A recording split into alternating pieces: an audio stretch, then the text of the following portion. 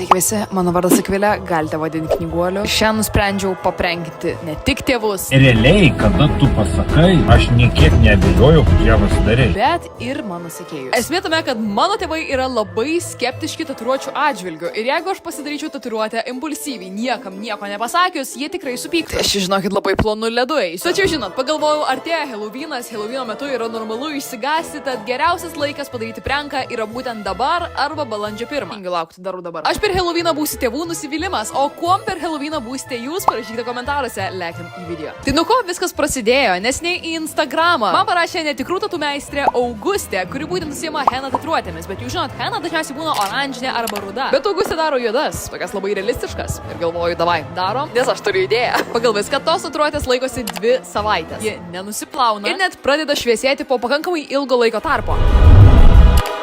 Bet žinot, kas turėjo mane vežti į tą susitikimą su Augustė man daryti tatuiruotės? Mano tėtis. Ir jis pastojo manęs klausė, kokį, pavyzdžiui, aš video darysiu pildikui. Pastojo manęs klausinėjo, kokia tai yra idėja, ar tu čia ją darysi, kaip tu ją darysi. Ir man reikėjo... Tai aš varysiu, tada pagal viską susitikti. Ten būsim apie valandą pusantros kažkur. Bet žiūrėk, ne, mes nufilmuojam kažkokį vlogą, tiesiog tokį linksmą visą kitą. Aš sakiau, kad darau paprastą vlogą. Jis patikėjo. Gaunas turinys, tiesiog iš to vlogo paprasto. Viskas bus fainai ir smagu. Žiūri Liją, bet atvariau į vietą. Tėtis nuvažiavo, tėtis neįsivaizduoja, kur aš esu dabar. Tai jis tipo tatuiruotę. Let's go. Aš dabar prisiminiau, kad aš turiu užsidėjus džemperį su ilgom rankovėm, o pagal viską tatuiruotę darausi būtent ant peties. Kaip tai veiks? Ir šiaip tatų procesas gavosi labai fainas, labai smagi meistrė, tikrai galėjom pašnekėti, galėjom pasijuokti, galėjom... Viskas truko apie 40 minučių. Šitos gal? Ar šitos geriau? Kuri ranka, parašyk komentarą. Aš buvau kažkada henną būtent čia pasidarius, 4 klasėje. Oho, kaip fainai. Čia kaip tikrai tatų procesas. Realiai čia kažkas, ką aš tikrai pasidaryčiau kaip tatuiruotę. Šiaip tatuiruotės dizainą man reikėjo įsirinkti pakankamai greitai ir reikėjo pasvarstyti, ką man reikia tiksliai tatuiruotis, kad tėvai pamanytų, kad tatuiruotė yra tikra. Tai yra piešinys turėtų būti panašaus stiliaus į manąjį. Ar jis toks buvo, neįsivaizduoju. Tikrai buvo labai smagu daryti tatuiruotę. Pojūtis buvo panašus kaip tikros tatuiruotės, išskyrus skausmą, kadangi skausmą nejaučiau. Visą laiką praplepėjau, išgirdau iš jos istorijų. Aš pati pasidalinau savo istorijomis apie henna tatuiruotės, kurias dariausi pati. Turiu klientę, kur sekančią dieną man parašė, sako, tai kaip gerai, kad aš atėjau pas tave, nes sako, aš nebegaliu antrą dieną jau žiūrėti tą tatuiruotę daugiau. Ir po to, kai aš pasidariau tą tatuiruotę, galvoju, ar visai verta daryti šitą pranką, nes iš manęs melagė yra nekokia. Tuosi, ar patikėtų, kad tatuiruotė yra tikra, jeigu visą laiką bandant ją pristatyti savo tėvams, aš žvengsiu. Rimtai? Turbūt ne. Tiesą sakant, aš labai bijau ne tik kad reakcijos, bet aš bijau, kad aš pati susimausiu. Ateisiu, pasakysiu, kad va, žiūrėkit mama, tatuiruotę ir pati padėsiu žvengti. Žiūrėkit, jeigu jūs mane pamatot tiesiog iš niekur nieko gatvėje, ar jūs tikite, kad aš turiu tik tatuiruotę? Patikėtumėt? Pasakykit, kad jo. Man reikia tikinti tėvus. Taip impulsyviai galvojam, kad ant šito biškai pernelyg nuobodžiai gaunasi, reikia dar ant piršto kažką. Nežinau ką. Pasirinkau, kad noriu būtent tokios gyvatės, bet pasirinkimų buvo šiek tiek daug. Labai galvojau imti va tokią tatuiruotę arba šitokią, labai man graži buvo, labai gražiai paryškintų mano antakius. Gerai, tai jau sėdėm apie 40 minučių ir pamažu matau, kad lupasi šitą tatuiruotę. Ir kiek matau, būtent ta gyvatė atrodo po apačia labiau tokia purvina negu tatuiruotė. Kas yra gerai, kadangi geriau ją paslėpsiu. Apie šitą tatuiruotę nepranešiau niekam. Tai buvo tik tarp mūsų su Auguste, kadangi maniau, kad kitaip bus sugadintas visas slaptumas. Štai nukris nuo spintos ant mano galvos. Ir svarbiausia, kadangi tatuiruotė yra iš henna, reikia palaukti, kol ji pilnai išryškėja, kas trunka apie 1,5 dienos. Ir iki išryškėjimo reikia ją slėpti. Na, viskas, pasidariau tatuiruotės, ar matosi? Nesimato, viskas gerai, kadangi būtent šitą reikėtų man paslėpti. Rankovės atrodo būtent šitai. Ir dabar šiandien dar nieko nesakysiu apie tą tatuiruotę. Rytoj bandysiu kažkaip užsiminti, poryt jau išduosiu. Plius, kadangi oras yra pakankamai šaltas, tai niekam nekilo įtarimo, kad aš pastoju vaikštau su džemperiais, ilgom rankovėm ir kitaip bandau slėpti savo šitą nelegalią tatuiruotę. Tėtis irgi visiškai nieko nepastebėjo. Ir aš galvoju, kad slėpimasis eisis visai pagal planą, viskas bus gerai, paslėpsiu savo tatuiruotę po rankovę ir po to pirmą dieną susitikau su savo drauge. Ir galvoju, galbūt iškrėsiu pranką netgi jai ir nieko jai nesakysiu. Jie spėjo per 1 sekundę. Aš laukiau, jau galvoju, kad galėsiu paprankinti ne tik tėvus, bet ir medeinę. Ir ji po to klausė, kas pas tave per tatuiruotę? Nepaprankinau, žinokit, nepavyko. Ir aš galvoju, tu rimtai, visi tiesiog taip lengvai atspės, kad tatuiruotė yra netikra. Mano tatuiruotė, ką čia pasidaryčiau tos laikinos?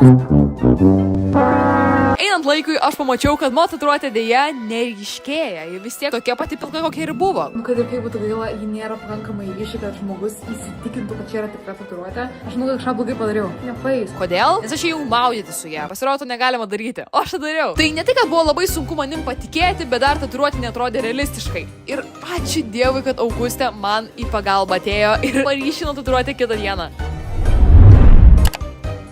Gausiu, kad dabar yra langas mokyklai ir aš varau į sušį. Tam, kad pasiryškinčiau tatuiruotę. Tai turiu šiandien pagal viską vienintelės tas 45 minutės, tikiuosi spėsiu, nes man už 5 minučių į pamoką. Gavosi taip, kad aš turbūt tikrai kažką blogai padariau, kadangi aš pačią pirmą dieną variau maudytis. Jo. Tai gavosi, kad aš prisidirbau labai ir aš nežinau, kad negalima. Gavo, sorry, kad čia reikėjo lakstyti. Nu, jei nereikėjo to daryti, galėjau tiesiog pasakyti, kad va, tegu būna tai tatuiruotė, vadinasi, kad blogai padarai, kad variai maudytis. Bet ne, jis savo gerai, aš varysiu į Kauną. Crazy, eik tu savo. Ir kai tatuiruotė pradėjo pamažu ryškėti, aš bandžiau duoti hintus ne tik savo tėvams, bet ir sekėjams. Čia būtų visai neblogai. Norėčiau visai. Man, bet žinai, kad jeigu pasidaryčiau, tai daug šansų, kad aš su nieko nesikalbėčiau dėl to. Siūlyčiau tik ne antrą. Ir buvau kėlus ne vieną Instagramo story, kur būtent šios tatuiruotės neslėpiau, o kaip tik ją parodžiau. Kodėl man niekas nepasakė, ant kiek yra sunku įsirinkti, kuo būti per Halloweeną. Ir įspėkit ką, tikrai gavom komentarų, ar čia yra tikros tatuiruotės. Bet va, aš gaunu komentarus, tu turi tatuiruotę, iš kur tu turi tatuiruotę, ar čia yra tatuiruotė ant riešo būtent, tai va, žmonės pasimaunančiai. Tačiau įtikinti žmonės internete yra pakankamai lengva, sunkiau įtikinti žmonės, kurie yra prieš tave realiam gyvenime, ne? Ir nusprendžiau įkvėpti, iškvėpti ir prisipažinti apie šią tatuiruotę tėvams.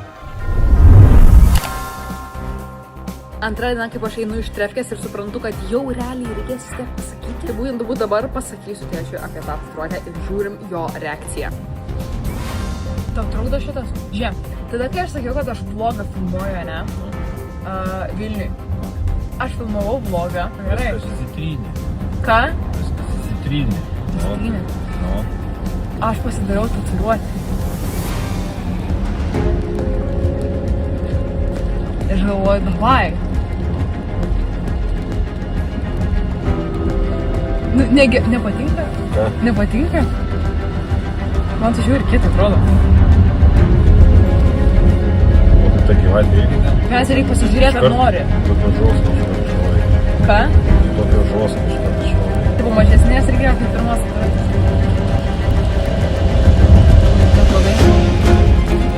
Bet šiaip žiūri, kiek atrodo. Čia Šikšnosparnis. Ne. Kas čia į drugelį šikšnosparnis dar? Kas čia? Ne, čia yra kaip... Čia yra...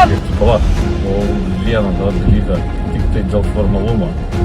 Šiaip sutikimą nereikėjo. Tam draugė.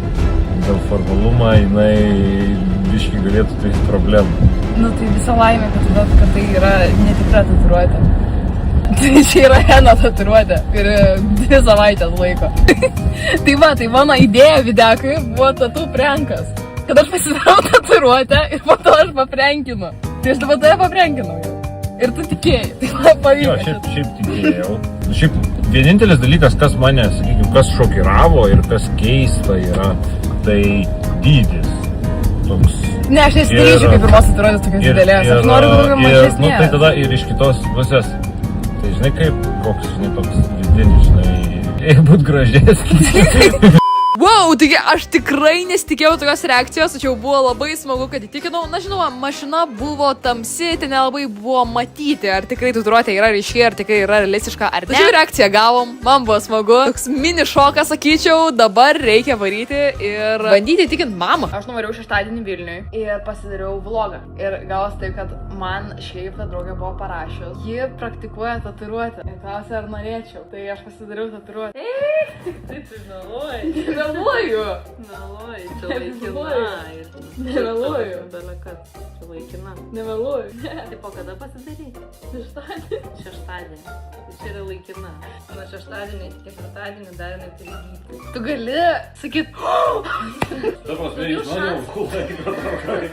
Ai, tu dar vis tiki, kad čia yra tatuiruotė. Kad ir kaip būtų gaila, mamos tikinti nepavyko, kadangi ji realiai techniškai dirba su tatuiruotėm, bet ant veido. Tikrai stresiuko buvo pakankamai, tačiau man labai patiko padaryti šitą pranką, pamatyti žmonių reakcijas. Atšvęsti Halloweeną čiut įdomiau, su tokiu cinkeliu tam tikru. Komentaruose parašykite, ar norėtumėte tatuiruotės ir kaip jūs švenčiate Halloweeną. Ir ačiū dėmesi.